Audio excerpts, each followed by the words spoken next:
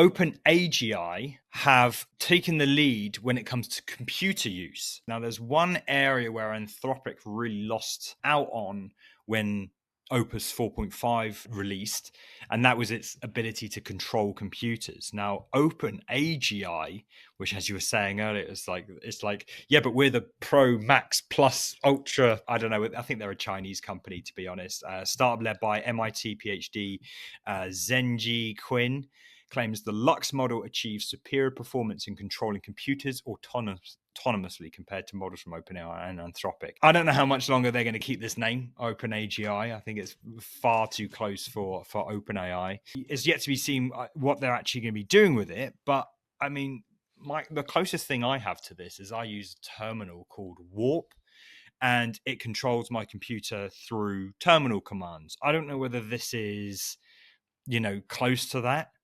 But it's interesting to see something come out with such high scores, on computer usage. So it's pretty cool. This is part of a larger conversation on my show, Command AI, which we stream live every single week. We discuss the news and all things related to AI in the world of design and web. Catch us next week and join in the banter.